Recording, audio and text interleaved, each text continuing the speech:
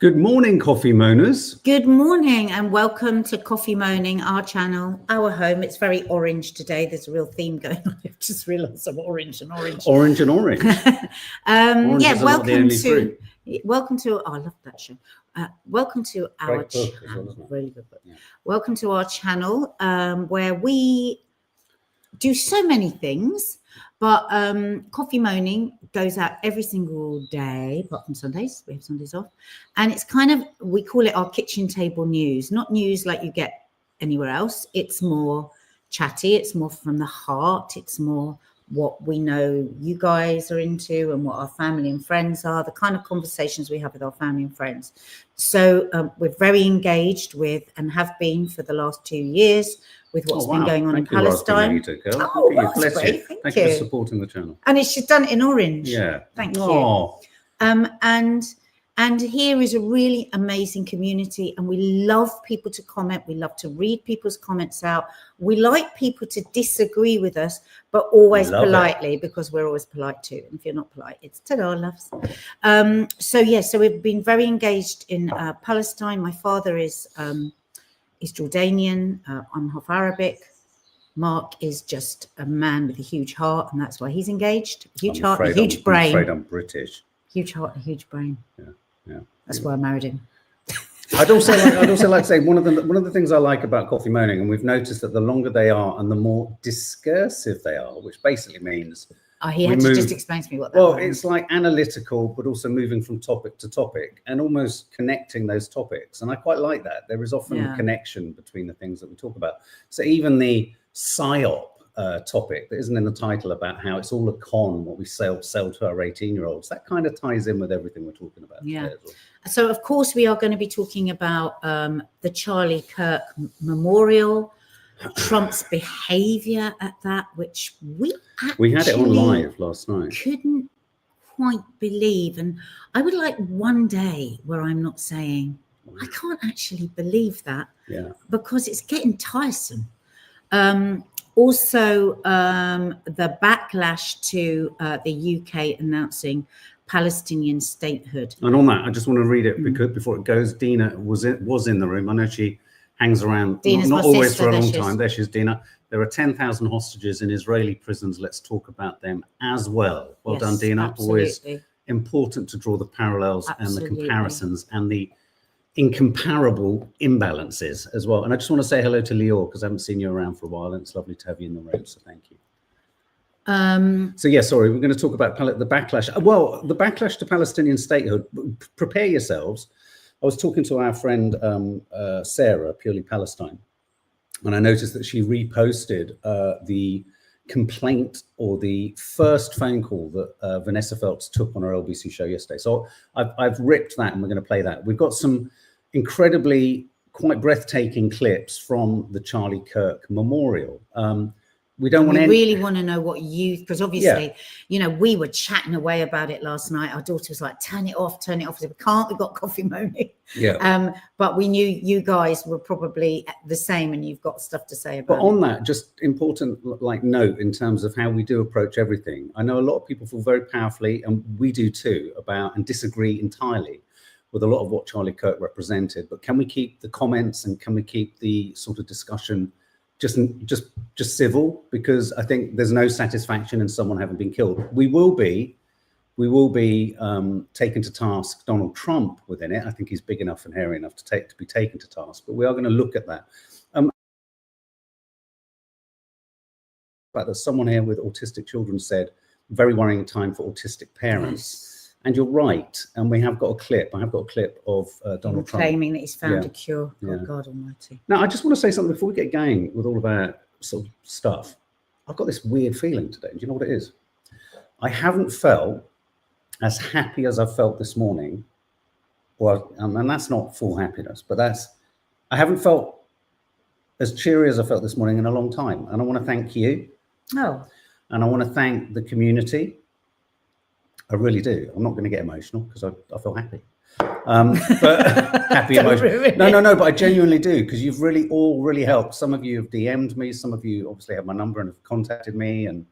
And it's just we felt very held, very, you know, supported, and really understood in terms of the complications of things. My dear mum, and everything that's going on there. So just thank you is kind of what I want to say. Yeah. And thank you, Dina. Thank you for a lovely message last week. Okay, so on that, shall we start with the Charlie Kirk memorial? This is a massive affair. 63,000 people in a stadium in Arizona. Let me start with showing you some of the photos. I do like photojournalism, and some of the photos are astonishing. So that's not one of them, is it? Let me just pop that. Look, these are images of the Turning Point. Is the organization that Charlie Kirk created, essentially a youth-driven, very right-wing, America First, MAGA-style organization. He was the head of it. Erica, his wife, widow, has become the head of it now. These are people in the crowd. It was a sizable, massive audience where many of the government spoke, many others, including Tucker Carlson, also spoke. Erica Kirk, very moved, very upset. We're gonna hear from her in a moment. Kim Willman, I can see in the comments there saying they found her fake. I mean, I was watching this with my daughter this morning, and I think we underestimate things. There's a difference. There's a different sort of thing in America, and I don't necessarily think she was. I just think she has faith. It's strange. I remember when I went to America when I was a young kid, and I went on my own. Fast grades. And I'd been traveling before that, and I'd gone to other countries and various other countries in Europe and wherever. And I thought America was going to be so like here, you know, I mean, and that, you know, we shared a language, and you know what? It was the biggest culture shock for me. It was really because it was just so different. Everything is just so, we think that we are much more aligned than actually we are. Yes. And faith and religion is a huge thing in America.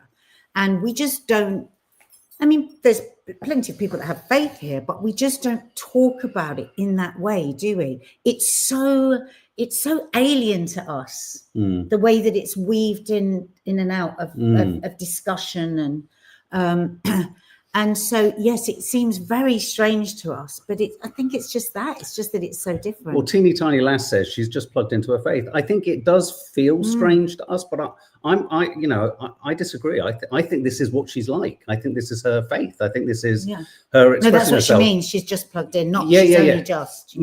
That's what I mean. Yeah, I agree. No, I agree. And I see that Good Ship Lollipop, you said I found it all too much to watch. Now, I think it's fair to say there were two things at work in this memorial. Reese Roberts says, I couldn't bear to watch it.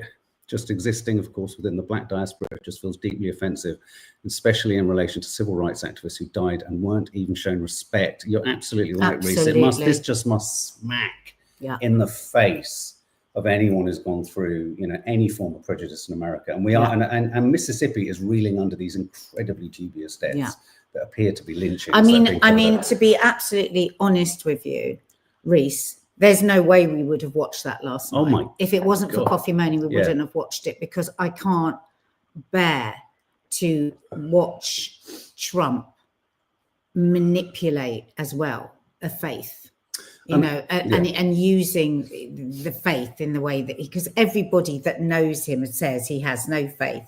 And with what is going on across the world, that he's got his fingers all over. I think he has an opportunistic faith. The opportunism of it, and I've really felt for her with that, which we'll talk about more with what he said. Well, and I think there are two thoughts to be had about this. My feeling about this memorial is there was a memorial that was very much there as a kind of part of the healing process for his widow.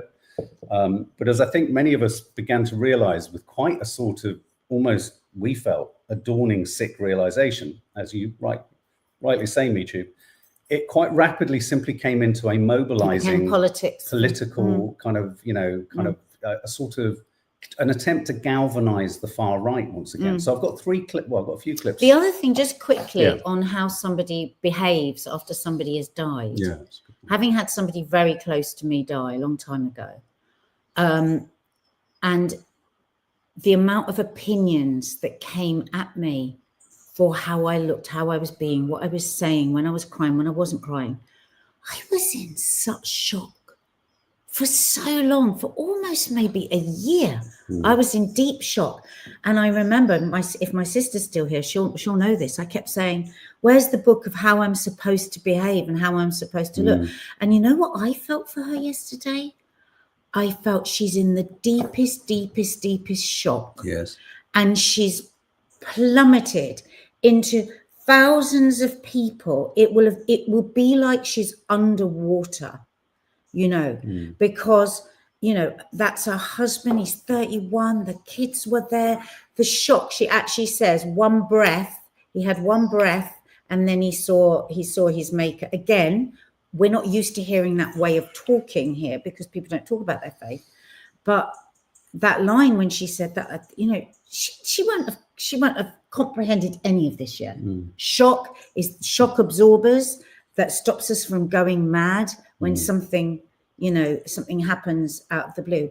And, you know, and I did. And when I was watching, I was thinking of all those in Palestine that every single day are having the most terrible, terrible shocks and pushing on through and carrying on through. And it doesn't matter who you are. It doesn't matter who you are. It doesn't matter where you are. When somebody is suddenly taken from you in that way, in that violent way, well, in any way, because all death feels violent at the moment you lose that person, right? And everybody's responses are so different. And that's why I always say, whenever I know somebody that's lost somebody, I always say to them, I always talk about that person and always say, whatever you feel in whichever way you go with this is going to be the right way, you know. So let me just read a few of your comments before we go into the clips. Tara B, when my dad died, it took a few months to hit me. On Father's Day, everyone deals with it differently. It does. It can take years. YT user, just like everyone has their own unique personalities and different ways to think. People grieve in their own way. They need time and space and respect. And she, I feel, is plummeted into an unbelievable stadium of people. I mean, this is the memorial. It's not. It always happens after somebody's been after a funeral, doesn't it? Was it not the same day as I thought it was the same day as the funeral. No, maybe it wasn't. Do you think she has been brainwashed a bit, asked Zoe, and forced to speak? I mean, there's a lot of comments here saying... I don't know about that, but what I would say is when you are in shock, you know, how, you know, I mean, I made lots of very strange decisions when I was in shock because that's what it is, isn't it? You're a bit like, and 1 minute you can be laughing and just like totally normal, and the next minute you're plunged into the reality of what's happened. Rachel Thomas, we are mostly a more reserved people in this country. Yes. Often the overt emotional displays of Americans are seen here as weirdly saccharine. I agree. Yes. It's that kind of idea. Even in America, there's that sensibility. East Coast sensibility, or certainly not New York East Coast sensibility versus West Coast, historically, though it's not the case now. Used to be, you know, the ditzy kind of blonde, airheaded kind of thoughts and opinions of the West Coast because they're just kind of sunsy and, you know, soaking up the kind of, you know, surf. And on the East Coast, this is historical and very kind of generic, you know, closer to Europe, more kind of plugged in, literally geographically closer to kind of what's going on in the rest of the world as well in terms of Europe. So there seemed to be more sort of cerebral and what have you. I do want to also say, though, I mean, I do think we have to gird our loins and really understand just how profoundly religious America is. I think we can. I think what we always used to characterize, and I've traveled across and through America many times with work and leisure, and you encounter it in the Bible Belt when you know, it used to be something you go, oh, you go through the Bible Belt, oh, you go through this area, or it feels like it's spreading. It feels like it's becoming more of a kind of mainstream thing. America, I'd be interested to know the statistics, feels like it's becoming more religious. But look at the fundamentalists standing and spouting it the whole time. Listen, since time began, since religion began, you have people who are in good faith and you have people that manipulate it, and you know that will never end. Rachel Thomas, I agree. Rachel Thomas, I truly feel sad for all concerned, but my intuition is unsettled by the performative nature of all this and lack of concern for children in school shootings. Braxton, over in America, yo, sir and mom, as for me, I didn't care for him nor his views, But of course, no one should be offed nor cancelled for whatever type of view they have, even if it's terrible. Because that's why we've got into such a mess. And what I do love now is more and more, like on the independent news channels in America, left and right are trying to have discussions, because that is the way through. Not more violence, not more hate, but more discussion. What can we agree on? You know, more bipartisan discussions is what's needed across the world. We're also binary, aren't we? Okay, well let's have a look at some of the actual. Let's have a look at some of the footage from the actual event. This first clip I'm going to show you is a montage of political leaders, not Trump, but many other members of the administration, That's right, talking, and then we're going to go to some of Erica's comments.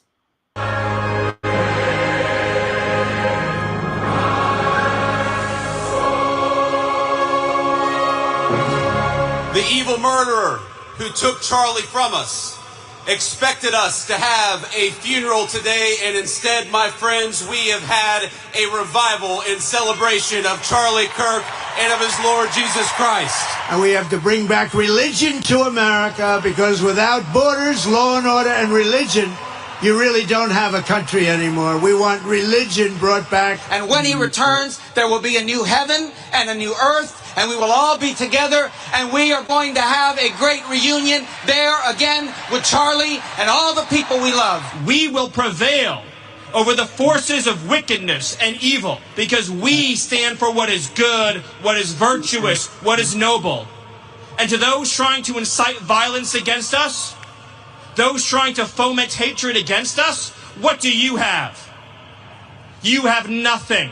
You are nothing. He went into the darkest of places, like Paul in the book of Acts. He went into college campuses where they said we couldn't go, and he was the light. That I always felt a little uncomfortable talking about my faith in public, as much as I loved the Lord and as much as it was an important part of my life. I have talked more about Jesus Christ in the past 2 weeks than I have my entire time in public life. Fee says, okay, I missed all these bits. That's why Mark is so brilliant. He brings us all the bits. Fortunately, that montage brought together, The Guardian did a really good job of bringing together a real kind of collision course of, and when you hear it like that, you think, hang on a minute, so the person that this is a memorial for has become forgotten. Forgotten, where is he? It's a political rally, but what's coming out is quite, eye-wateringly extreme. I mean, and Stephen Miller standing there talking about violence. Has he not seen the videos of the ICE agents that are dragging? I saw a video the other day. It was a Mexican family. They were so sweet. Honestly, it was heartbreaking. The children were hanging on to the dad. The mum was crying. And these masks, they weren't just masks like this. Their whole faces were covered in like a black stocking. And they were pulling these kids, and these kids were so brave, because imagine how terrifying that is to have these 4 great big men over peeling, pulling, and they couldn't peel the kids. So eventually they pulled this child off the father. She's screaming. Violence, people being pulled out and kicked down the street into a car. I mean, how can you see the images? I mean, and the weird thing is when you go to the Department of Homeland Security's Instagram account, the White House account, they're actually showing montages of people being bundled into cars, people being arrested, and they don't see that as violence, because what they see it as is the solution to other violence. And I'm always curious when they... But it's supremacy, Mark. Is their violence is necessary violence. Everyone else's violence, you must put a boot on their head and shut them up. And it's cultish. It is. Just a brief note on how Gavin Newsom, the governor of California, is pushing back against this. A very clever move by Gavin Newsom in California. He's passed 2 statewide, I think he's passed or is seeking to pass, and they're likely to pass, 2 laws in California. Get this: if you can't get rid of ICE, if you can't stop the president from doing this, what you can do is they have to unmask. So you could have a situation in California where ICE agents will be arrested, or could be arrested, or be instructed to be arrested for not showing their faces. And that would be interesting to see how many people will sign up. How will Trump react to that, though? Well, fascinating. But this is what it's going to take, like because obviously the Democrats have no power. So I was watching an interview today with a Democrat, and he was being asked, what can you do? And he said, we're chained. Like they're not listening to us and we have no power. It's going to take the people to shift this. It is going to take the individuals to, like things like when he sent the troops out, stay in your house. Don't have a riot. Don't go out, because that's what he wants. Because he wants full military rule. Teeny tiny lass, good point. Charlie wanted to be remembered for his faith. That's what he said. That's why it was so focused on religion. And you could argue that the whole thing really was a sermon, a memorial. I mean, am I right in thinking that on the memorial invite, the only face that wasn't on it was Charlie Kirk? His face wasn't on it. But, and you are right in that, teeny tiny lass. Again, it's very different for us. We would never see a politician here talking about faith, but it was faith using violence. Stephen Miller was talking about faith, but he was talking about violence. And I thought that was the one thing that you're not supposed to do whilst talking about Charlie Kirk, because you can get your show shut down, or you can get, so yes, I do think you're right. And I think that, again, religion is a very different thing in America. But Carla Hatcham over in the States. Hi, Carla. Hope you're well. There are many cult-like churches, but most Americans do not live by these beliefs. There's a massive cover-up with Charlie Kirk, and nothing about the memorial felt authentic. Okay, Coral Roberts, just before the next clip. Racists believe in a higher white racist Christianity. They believe in a religious war, killing all blacks and ethnic minorities. I feel no sadness by. I mean, but yes, when he's talking about violence, he's not thinking about his own violence. Stephen Miller. No, exactly. And this is a selective faith, isn't it, that protects a selected people, a selected type of American, that doesn't include, as you rightly say, so many others. The KKK are also religious, says Rachel Thomas. Aren't they thou shalt not kill? Well, look at Gaza. Well, on that note of forgiveness, and that's in the title, let's pivot towards this. Let's hear from Erica Kirk. This is the first clip I'm going to play, is her talking very emotionally about when she first saw her husband after the shooting. Noon of September 10th, I arrived at a Utah hospital to do the unthinkable, to look directly at my husband's murdered body. I saw the wound that ended his life. I felt everything you would expect to feel. I felt shock. I felt horror. And a level of heartache that I didn't even know existed. One moment, Charlie was doing what he loved, and then he blinked. He blinked and saw his Savior in paradise.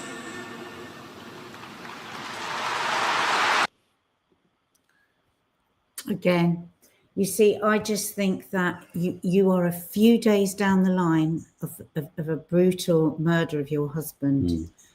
She will be, and I know a lot of people have got a lot of opinions on what she was and how she did. I see a woman in deep shock, suddenly in front of thousands of people. She's talking very slowly. She's underwater. She's, doing the thing. And I think it's terribly sad. I think it's terribly sad to have your memorial like that, like just this. Days afterwards. But she is now the CEO, so I mean, she will have been. I think she's wanting to spread the word as well. I think there is a. Well, I think that when somebody dies, I remember somebody else that I know who had a real shock of a death with them, and they were like, they kept saying this thing, tell me something nice about them, tell me something that, tell me, and they just were like manically wanting to hear the good things about this person. That's why I say, never judge anyone that's just lost somebody, because it's just, it is so batshit crazy. It can just go in all different directions. She's probably 1 minute thinking, right, I'm going to carry on his work. This is it. I'm going to carry on for Charlie, doing something for Charlie. And the next minute she'll be totally flattened thinking, I can't lift my head. I'm going to play you a clip now, which again is Erica. And I have to say, we did have this on live. When I heard her saying this, I was not to say I was surprised, because what she's about to say, re forgiveness and the shooter, is absolutely the opposite of what if you would like to say Jimmy Kimmel and the like feel the American government and the American administration, Trump and all of his acolytes, are trying to pursue in terms of characterizing this culture war, and that the shooter is representative of some evil left-wing ideology that needs to be kind of managed. So when she actually goes on to say what she's about to say, just part of what some people find the performative aspect of it, the faith aspect of it, sort of unrelatable. But the moment she says what she actually says here, I thought, hang on a minute, this can't be from the Trump playbook. This doesn't chime with what I think the Trump administration is after. So I think this is intriguing.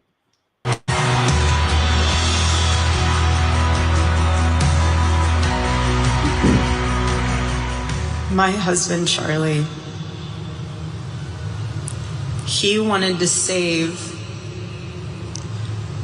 young men, just like the one who took his life. On the cross, our Savior said,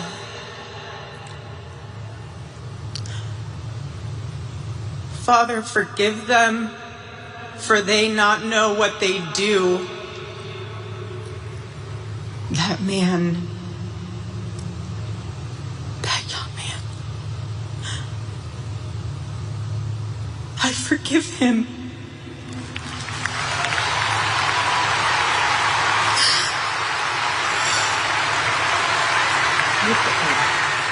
I forgive him because it was what Christ did and is what Charlie would do.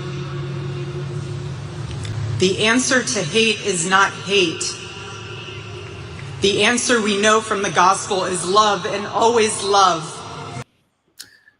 So again, this looking up that people find strange, with the faith, she's looking up to God. She has a strong faith. A strong faith. Now, she's actually said she forgives her husband's shooter. This is so important. And when one thinks about what religion is about, whenever I try and think of, and I'm not religious, and turn the other cheek, love thy neighbor, thou shalt not kill. Yeah, exactly. You think that, to be able to do this that quickly is a stretch, I would imagine, for anyone. So when I actually heard her say that, I thought, whoa, full credit to her for, in a highly charged political environment where civil war could break out at any moment, where the entire Trump administration are all around her giving speeches about hate and these people are the enemy and I sort of thought, bloody hell, how's Trump going to get round that speed bump in his suggested and argued mission that Jimmy Kimmel was directly talking about when he was pulled off air? And so then Trump comes onto stage. Wait for this. And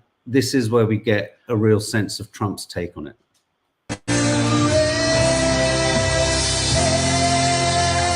He did not hate his opponents. He wanted the best for them. That's where I disagreed with Charlie. I hate my opponent. And I don't want the best for them. I'm sorry. I am sorry, Erica. But now Erica can talk to me and the whole group, and maybe they can convince me that that's not right, but I can't stand my opponent. And one of the last things he said to me is, please, sir, save Chicago. We're going to do that. We're going to save Chicago from horrible crime.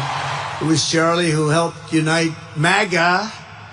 And you know what MAHA is? That's right. Make America healthy again.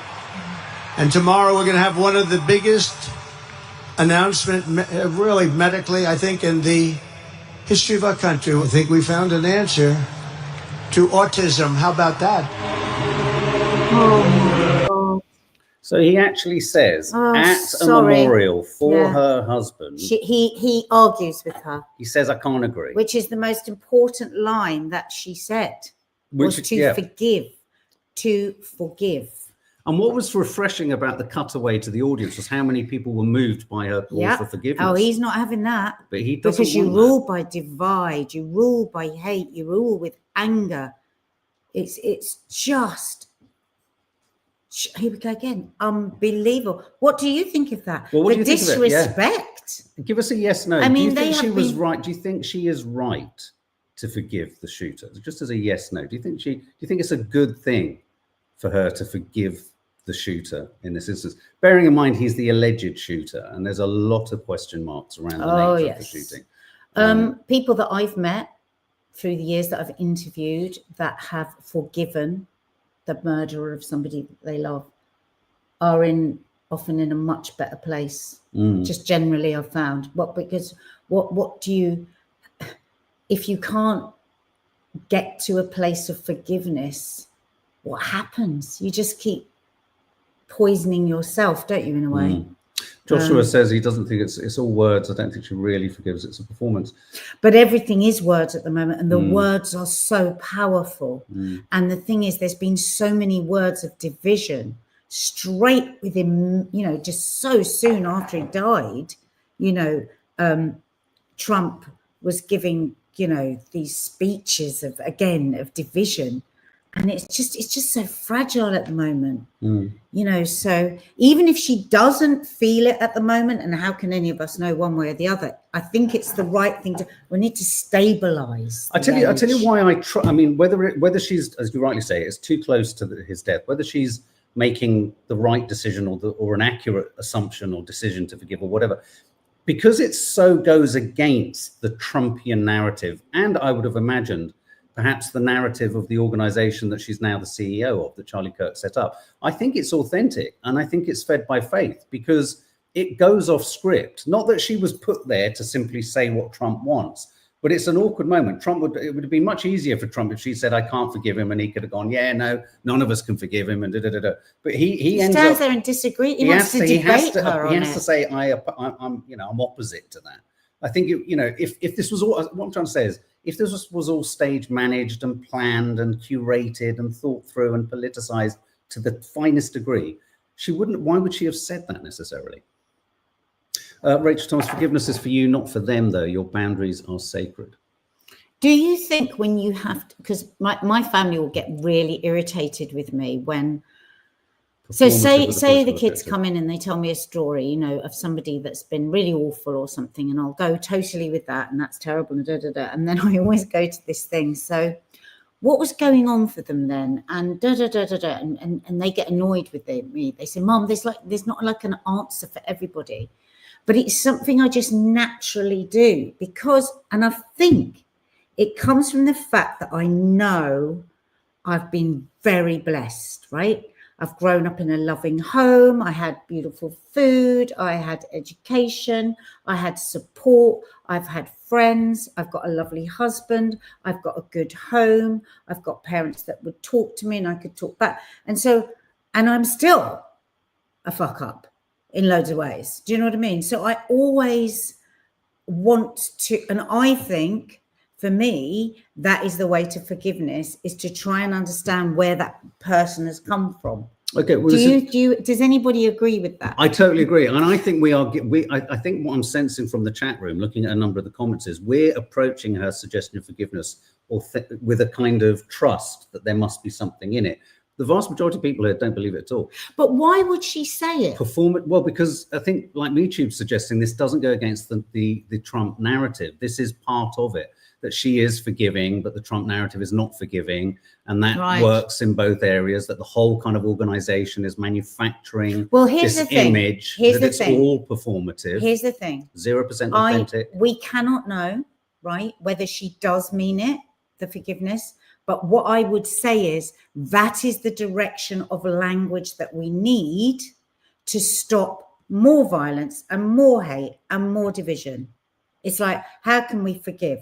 You know, but we need them to spread that out into the rest of the world. Yeah, she is 100%. I get what you're saying, guys. I suppose it's just we're stepping towards the idea of forgiveness rather than necessarily if this whole thing is performative, if this whole thing, let's park, we don't know for sure, as you rightly say, we can't unpack that. But if this whole thing, right down to Erica's looking up her words, is performative, then I can tell you right now, if it is, that's deeply troubling and deeply worrying. What we do know is that the feelings in America are very, very much about just one group of people. And, you know, like Stephen Miller there, when we do violence, that's different from when anyone else does. Anyone of color does violence, anyone that doesn't agree with us, anyone that even hints towards not agreeing with us, you know, God help you all. No. Coral Roberts, white supremacist Christianity, no peace, it preaches pure hate. Rachel Thomas, I think she may have a struggle with Trump's brand of MAGA going forward. She is now in their debt. I think it's a very good thing for her to say forgiveness. Lou Murphy, did you see the clip Stupid Arabs? They are hateful people with selective love and forgiveness. Where's Absolutely. the love for the children, women and men of God? Well, of course. I mean... Yeah, don't get it, yeah.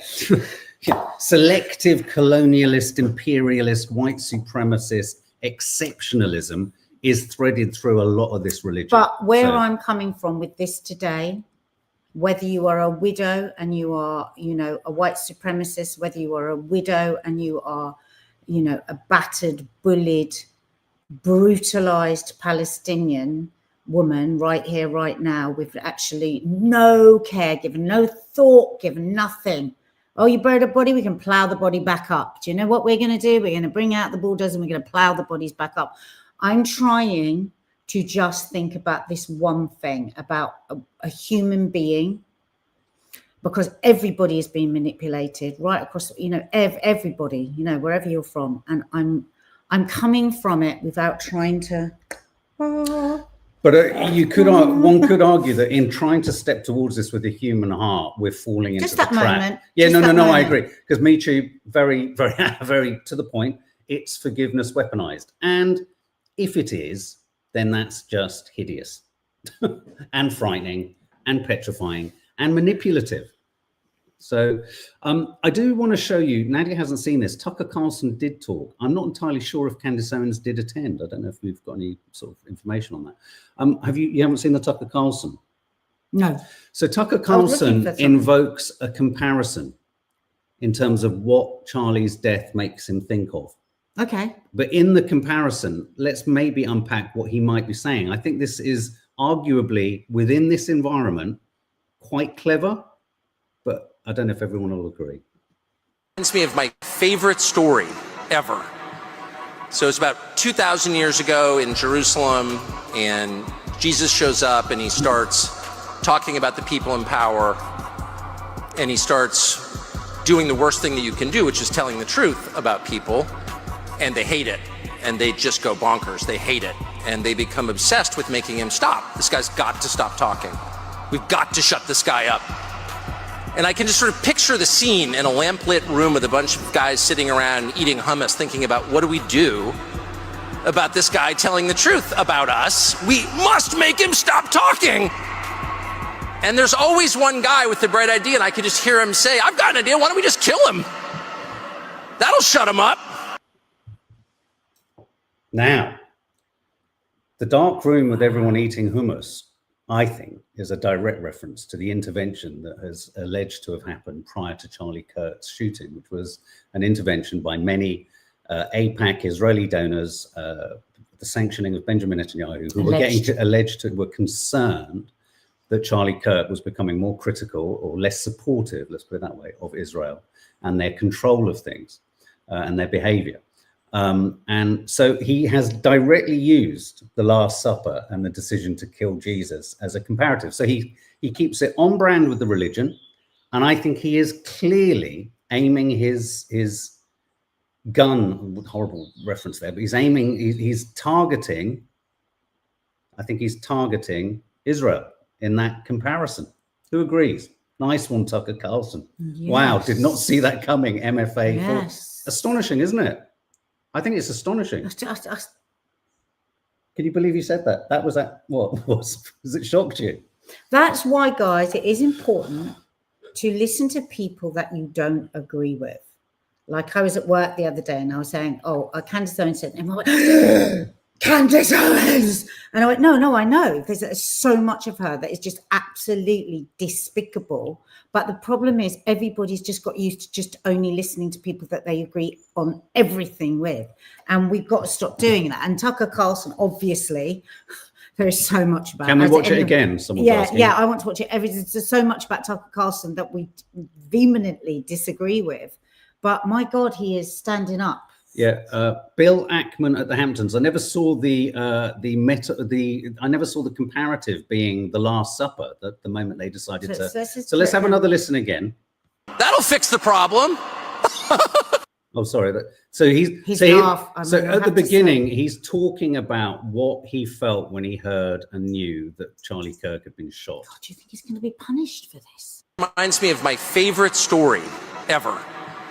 So it's about 2,000 years ago in Jerusalem, and Jesus shows up and he starts talking about the people in power, and he starts doing the worst thing that you can do, which is telling the truth about people, and they hate it. And they just go bonkers. They hate it. And they become obsessed with making him stop. This guy's got to stop talking. We've got to shut this guy up.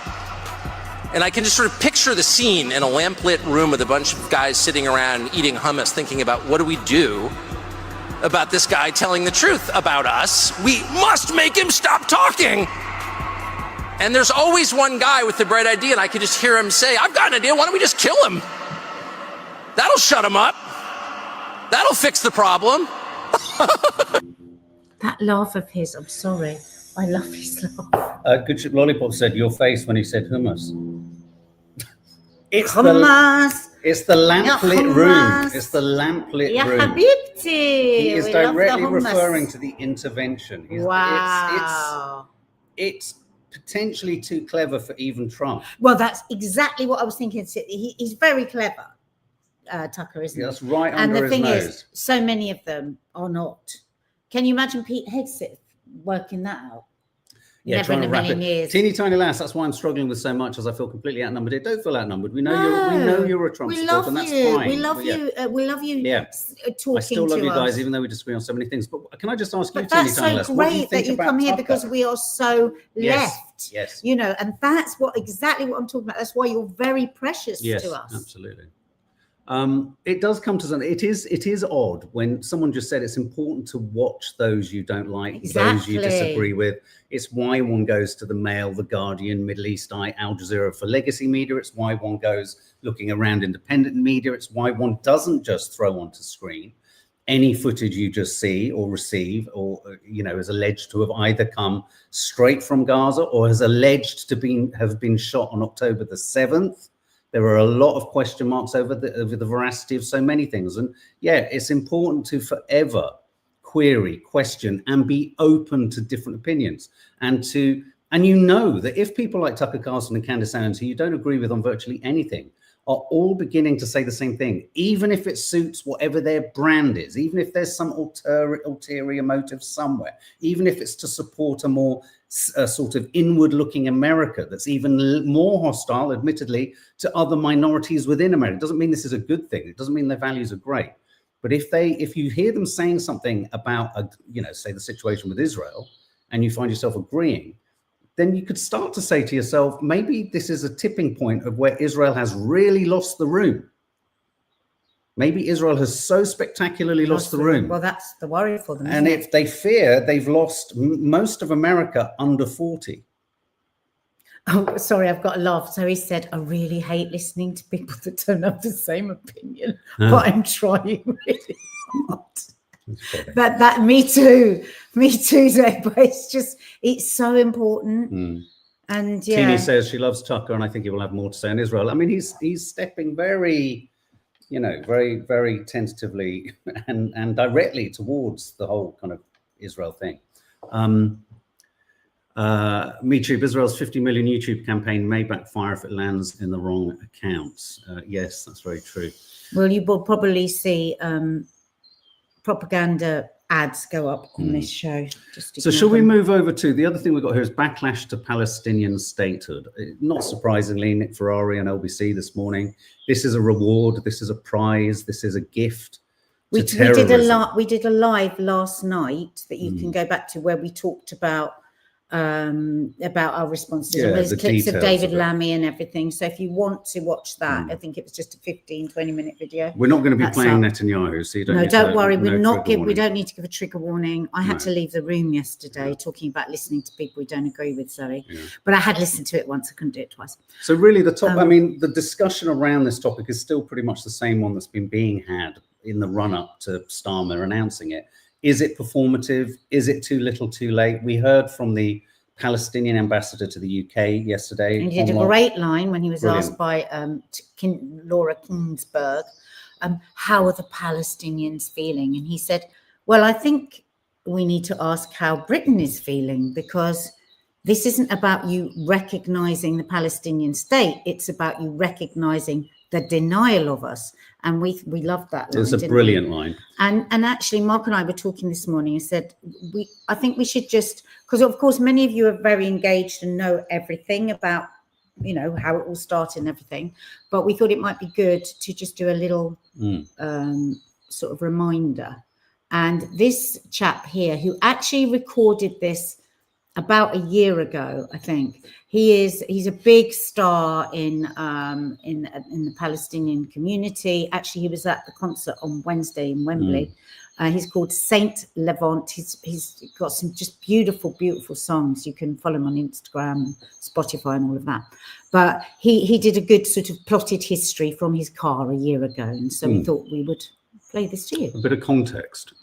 I'm going to explain to you why I keep seeing Palestinians being called barbaric, savage terrorists. So we're in the late 1800s, and there's a lot of anti-Semitism going on in Europe. This anti-Semitism leads to the creation of a movement called Zionism. Zionism was basically the belief that Jewish people needed their own state. So they went to Argentina, they went to Uganda, but ultimately they decided on Palestine. But who was in Palestine? Palestinians, who were not just Muslims, by the way. They were Christians, Jews, Muslims, but they were all identified as Palestinians living in this land.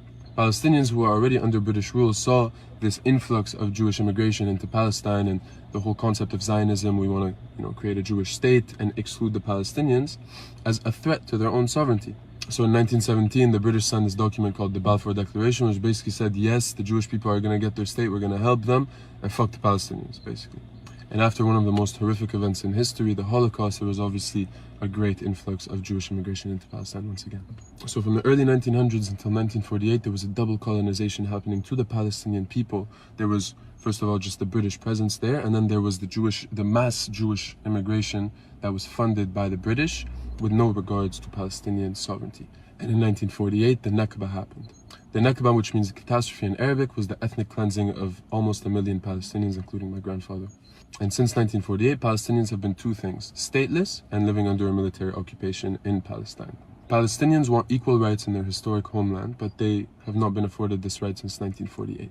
75 years of land theft, 75 years of oppression, 75 years of no rights for Palestinians. And naturally, like history will show you, resistance movements started popping up, including Hamas, which was actually funded by Israel in the 1990s. Since 1948, Palestinians have not been afforded the right to context. Think about the representation of Arabs in movies. We're either in a pack and there's no faces and there's an American hero and he's just trying to kill all of us because we're dumb. Or it's the rich sheikh that has 17 wives. And Hollywood and American media has created this narrative that Palestinians just come out of their mother's wombs and we just want to kill Israelis. We're not afforded the right to context. We're not afforded the right to talk about these 75 years of oppression that we've been going through. We're not afforded this right because American media just wants to dehumanize Palestinians so that normal people, when they see, it's like, oh, they just are terrorists, they're barbaric, they want to kill Jews, and oh my God. But in reality, it's been 75 years of oppression and military occupation. 75 years. So as you navigate the news these days and you see that Palestinians are savage terrorists, we're barbaric, just keep in mind our fight for freedom and justice over the past 75 years. Beautifully articulated. And the really weird thing about all of this is that no one in Israel and no one in America who supports the Israeli aggression wants to get on board with the history of the last 75 to 100 years, but they do want to get on board with a highly debatable history of 3,000 to 4,000 years ago. It seems very odd that you would overlook the specifics of something so recent that you can actually prove, talk about with photographs and documents, videos and documentaries. But you want to go way back in time to something that's utterly unprovable, unverifiable. Not to say that belief isn't verifiable, but even the Bible has been interpreted, rewritten, the scriptures, everything has been manipulated for political. And I loved what he said there about the movies. I mean, I remember my dad years ago. My dad's Arabic, for anybody who's just joined, and he's an actor. And he had to start saying no to parts because everything was a terrorist, My dad used to get stopped every time we traveled anywhere. He would get stopped and taken off and searched and all of this, you know, just because he looked Arab, because he'd been in films as well. My mum was used to say, I'm sure they've seen him in the film and they think he's on a wanted list because they recognize his face. And you know, that's a start seeing those things, the way that's been fed. Yes. And that's why we do say, please hit the subscribe button so that these videos get shared, because a lot of people just don't know, just haven't got a clue of where this all started. Actually, I'm going to post that. Yeah, 1948, the history between 1948 and October the 7th, Tarabi says, just doesn't count. It just doesn't count. Yeah, and if you, I always remember the same argument creeping into Ireland, where I would really have furious rows with my granddad, actually, who was very pro-union and he was British and the IRA were awful and da-da-da. And it's not to say the IRA didn't do terrible things. Of course they did. It's awful. No one should die in any conflict. But unless you understand where extremism and where resistance and, you know, is born and how you can just come out of nowhere. Doesn't come out of nowhere. It comes from a sense of oppression and unfairness and control and occupation. But, you know, he would just sort of blindly just say, this isn't historical. This is about now. And I'm like, it's all about history.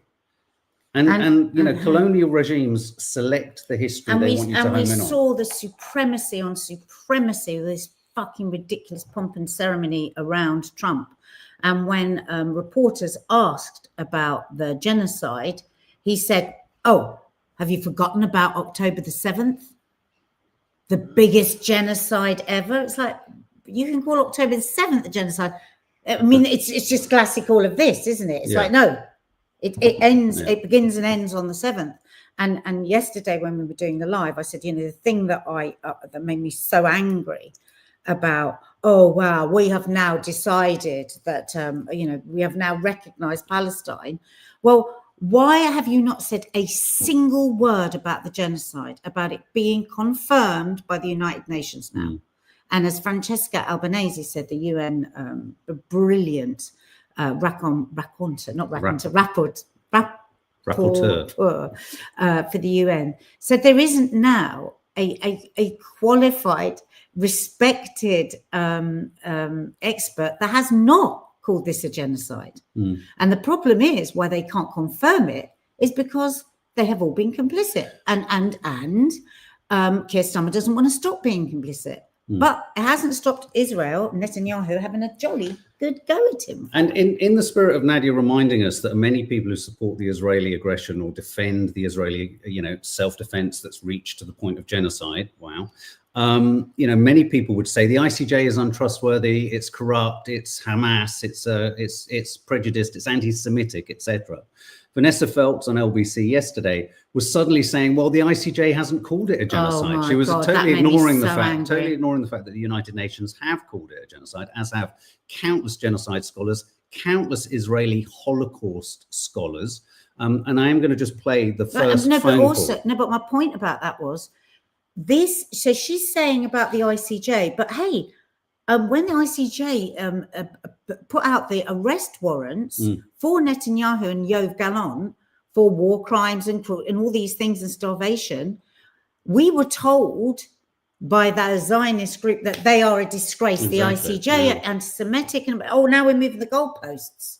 Now the UN have found it to be a genocide. We're going back over to the ICJ, are we? That we've all been told to completely ignore.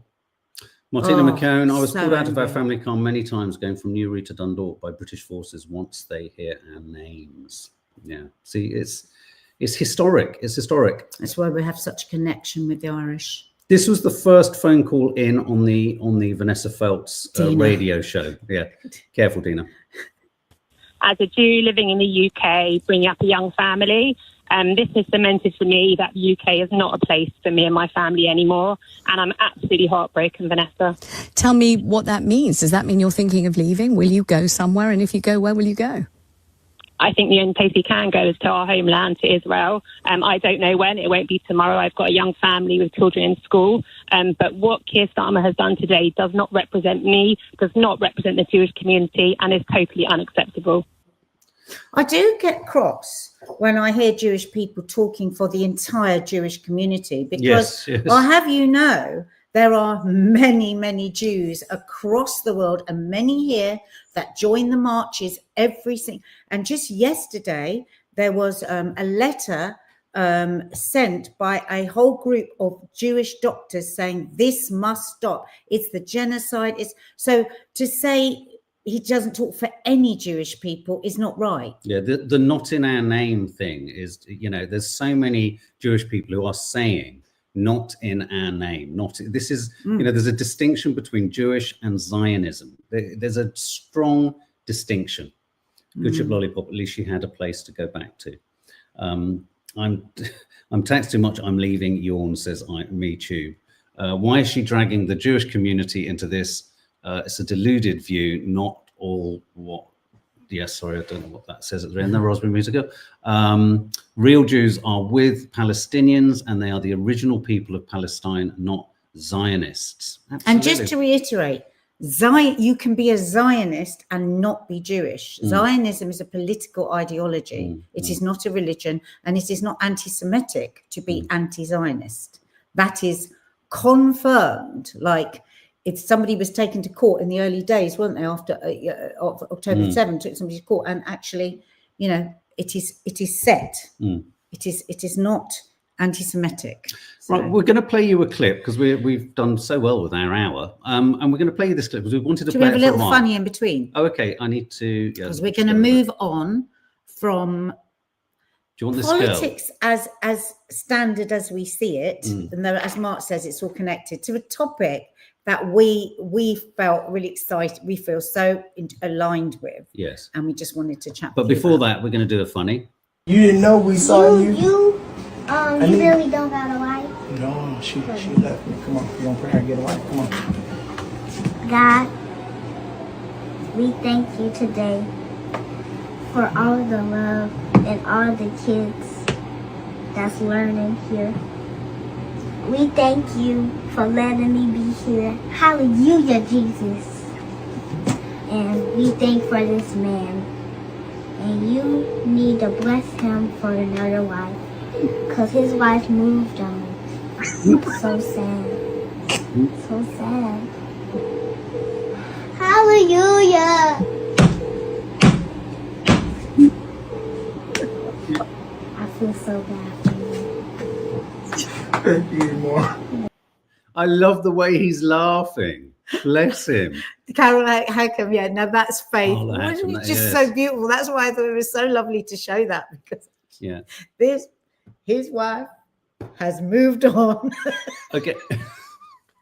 I'm going to just in the spirit of a funny. Sweet. It's so sweet. Let me give you another. It's courtesy of Donald Trump, but this does make, if you want proof of how he's an absolute bullshitter, this is a funny clip. This isn't a political clip, though it's kind of political, but check this out. Better than me. Nobody knows more about taxes than I do, and income than I do. Nobody knows more about construction than I do. Nobody knows more about campaign finance than I do. I know more about drones than anybody. Nobody knows much more about technology, this type of technology, certainly, than I do. Nobody knows more about technology than me. Nobody in the history of this country has ever known so much about infrastructure as Donald Trump. I know the H-1B. I know the H-2B. Nobody knows it better than me. I know more about ISIS than the generals do, believe me. I understand things. I comprehend very well, okay? Better than, I think, almost anybody. Wow. Almost anybody. And that is why he is so dangerous. So dangerous. Jules, Stupid 21, happy birthday. Believe that they can't learn anything from anyone else. Absolutely. Jules, 21, happy birthday, my darling. Happy birthday to you. Happy birthday to you. Happy birthday, dear Jules. Happy birthday to you. Okay, so Nadia did the teed up this clip. Have a listen to this and see if this resonates for you. Kids to leave home at 18 is one of the most successful psyops of modern life, pushed by central banks so that every family member can pay their own car, furniture, utilities, mortgage, and just like that, 10 people are plugged into the system. Add in student debt and you're drowning before you've even started life. But here's what they don't want you to know. Families that stay together can build businesses, share costs, and grow generational wealth. And when the family unit breaks, each generation starts from zero financially, emotionally, and spiritually. That's not freedom. It's a setup and it's it's by design. In most cultures, living at home until marriage is considered normal, but Western hyper-individualism tells us that it's weak to stay connected. Intergenerational living can certainly have its challenges, but it's a way of creating the village that so many of us are yearning for. There is medicine in the triggers and so many lessons in healthy communication, good attachment, and problem solving as a team. It's so true. You know how we're in this weird situation. Let me just use this example where it's becoming more and more established that actually going through the cost and the coming out of university with the student debt there's a trade-off that doesn't work anymore. There's no guarantee of work. You come out of debt, but the reason that people are still being pushed through the system is to keep a sector of society alive, i.e. higher education. You keep needing people to go through it. This is the same idea wrapped around every part of life.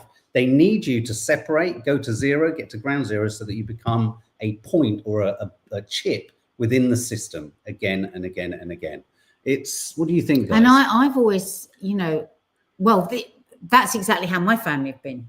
My dad converted the garage next door into, and me and my sister each had like a bed sit. And then we were just indirectly talking about that about with our girls. We're in London. They go out, they will have, when people say, oh, they've got to stand on their own 2 feet, they'll never be able to look after themselves. That is all the conditioning. It really is, because in most other cultures, that doesn't actually happen. You don't kick your kid out at 18. Shakira Al-Bad makes a good point. Intergenerational living is difficult in relatively small family homes in the UK. But I mean, you're right. And of course, it's not a one size fits all, nor does it speak to everyone. But if you've got enough size, say, in your home to have kids and you've got kids, there is a strong argument. I mean, why would you want your kid to forever be coming back to you saying, can I borrow this? Can I have this? Because we've had to pay the rent to some other guy down the road who's kind of basically making £1,000 a month out of your child. So people agree. I think it's not about everyone should do this, but it's about just questioning what we just what we just fall into. Like, every child should go to university. Every child should by the age of 21 have £40,000 worth of debt. Question that. It's like, is that really right? And is that really right for every child to do that? And it's funny because Cason's been saying this for years. And so I didn't choose it though, MeTube. Sorry, no, just wanted to read MeTube saying we chose this culture to drive house building density. Well, I mean, I think, yes, we live in it, we partake in it, we are part of it, we're trapped in it. You have to be part of it. And I think I think it's all right to just ask the question, is this necessarily the right next step, always the same next step? Sorry, you will say, I just think it's about thinking more about that. It's like that, suddenly, our kids go, suddenly that's like 3 electricity bills, 3 gas bills, 3, cars polluting the world, 3. It's just the amount of consumerism. It's like it's increasing what we consume and what we need and dividing our wealth. Whatever that is. If you're on a small budget or a bigger budget, it's about dividing it up. Well, so who are you going to make more money for by dividing it up? And at its simplest, if like Nadia and Dina prove with the curly cooks, if you're cooking for a group, it's cheaper per person than each individual person going out and getting all the ingredients and doing it themselves. I mean, just the microeconomics, Reese, and think about the pandemic year of 2020. Look how many people benefited living back together with families. And then what did we get? Rage. People fury. Wanting to work from home, people not wanting to give a huge chunk of their money to a train system that doesn't work, that actually is taking so much from their life and their family. It was a time of resetting for a lot of people, but my God, globalization came down hard on us. It made people feel terrible for making those choices. Well, and also look how desperate the system was to get you back out spending money. Absolutely. But there was a sort of fervency. As soon as you were told, oh, hang on, we need people to drink lots of alcohol to keep this whole sector of society. It's not against pubs. It's not that we don't want pubs to exist, but if you're actively now saying to people, you need to drink and get unhealthy in order to keep this sector of the society alive. Why aren't you? We need you back buying £5 coffees as you go through the tube station, because actually the economy depends upon it. Well, the economy that you've built for us that works in a certain way, that actually, do we want to live like that? You know. Thanks, Lucy. I just want to read this. Sorry, Shelley. It's a support structure with each generation passing a link. Also, sharing bills allows you to build wealth quicker than each member of the family paying all bills alone. Exactly. Farida, I cannot live with toxicity with an extended family, so not necessarily true in that sense. My family are more closer friends. Back home, extended family always argue. Group cooking. Listen, nothing comes without challenges, and like we say, that are set up in this country is so different, isn't it? Because we've got much smaller houses, but it's just something to think about. Yeah, Rachel Pickard, we are not numbers, we are human beings. Yeah, we're all prisoners. We're all just bean counters. We're all bean counters, and whole sectors of society are kept alive by just saying to you, do it. You need to do it. And that's why all conversation about COVID was shut down the minute that everyone was back out again. And there was this idea that was pumped out, like nobody wants to talk about it. Nobody wants to talk about it. It was just too awful. Well, I question that. We were talking about this at work the other day, and I was like, what about if we had like a COVID day and just like, because think about all these people that like weren't allowed to go to funerals and weren't allowed to speak to their loved ones and suffered terribly. And those ones that loved it, that loved the freedom, that loved that they weren't giving, you know, a third of their wages to the train companies. Why can't we talk about it anymore? There was like national PTSD, and there was people also that it worked well for and wanted to shift their lives.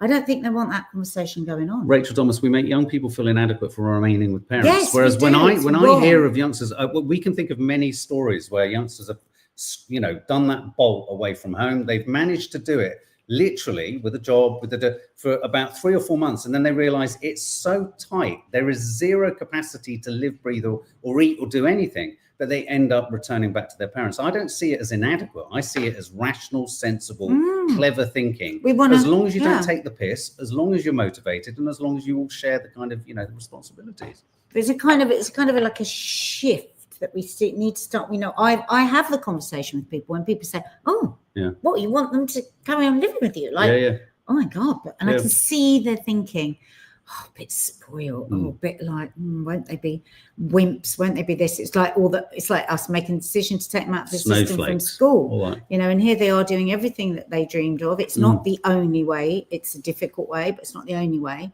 And why have double the size? Why have a double-sized student loan debt? Because you've also lived in a shithole accommodation where your landlord doesn't do anything. It's piss horrible. You never sleep. The way some of those landlords treat We know people who've had black fungus up the wall. So you why not? And then they don't get their deposit back. Why not at the very least just halve that student debt by living at home? I mean, you know, there are so many ways to kind of.